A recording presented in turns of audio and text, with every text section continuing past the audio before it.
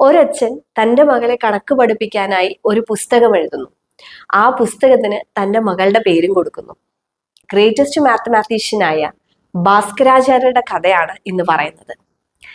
അദ്ദേഹം തൻ്റെ മകളായ ലീലാവതിക്ക് വളരെ രസകരമായി കണക്ക് പഠിപ്പിച്ചു കൊടുക്കാൻ വേണ്ടിയാണ് ഒരു പുസ്തകം രചിക്കുന്നത്. ആ പുസ്തകത്തിന്റെ പേരും ലീലാവതി എന്നാണ്.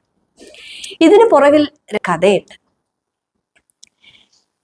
തൻ്റെ മകൾക്ക് വിവാഹപ്രായമായപ്പോൾ ഏറ്റവും ശുഭമുഹൂർത്തത്തിൽ വിവാഹം നടത്തണം എന്ന് വിചാരിച്ച് ആ മുഹൂർത്തം കൃത്യമായി മനസ്സിലാക്കാനായി ഭാസ്കരാചാര്യര് ഒരു ജലഘടികാരം ഉണ്ടാക്കുകയാണ്. അതായത് ഒരു വാട്ടർ ക്ലോക്ക് ഉണ്ടാക്കുന്നു.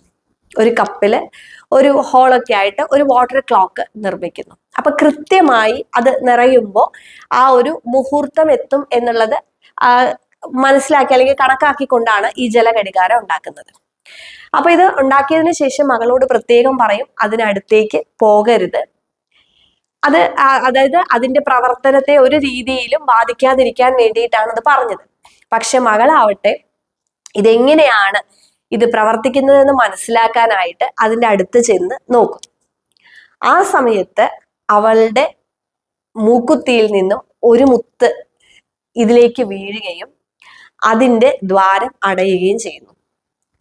അങ്ങനെ കൃത്യസമയം ഇവർക്ക് മനസ്സിലാക്കാൻ സാധിക്കില്ല. അതേ തുടർന്ന് ആ വിവാഹവും ദാമ്പത്യ ജീവിതവും ഒക്കെ മുടങ്ങാണ്.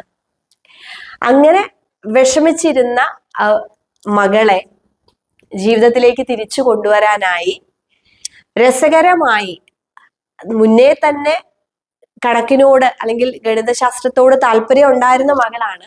അപ്പൊ മകളെ അതിലേക്ക് കൊണ്ടുവരാനായിട്ടാണ് ഭാസ്കരാചാര്യര് ലീലാവതി എന്ന പുസ്തകം രചിക്കുന്നത്.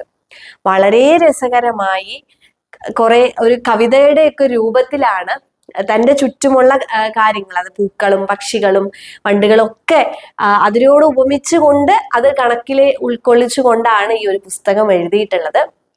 അതാണ് ഈ ഒരു പുസ്തകത്തിന്റെ പ്രത്യേകത. ലീലാവതി എന്നാണ് ഈ മകളുടെ പേരും അതേപോലെ തന്നെ ഈ പുസ്തകത്തിന്റെ പേരും. ഇന്ത്യൻ ഗണിതശാസ്ത്രജ്ഞരെ പരിചയപ്പെടുത്തുന്ന ഈ ഒരു വീഡിയോ സീരീസിലാണ് നമ്മളിപ്പോൾ ഭാസ്കരാചാര്യരെ പറ്റിയും അദ്ദേഹത്തിന്റെ മകളായ ലീലാവതിയെ പറ്റിയും പറഞ്ഞിട്ടുള്ളത്. ഇതേപോലെ ഇനിയും നമുക്ക് ഒരുപാട് ഗണിതശാസ്ത്രജ്ഞരെ പരിചയപ്പെടാനുണ്ട്. അടുത്ത വീഡിയോയിൽ കാണാം. Thank you.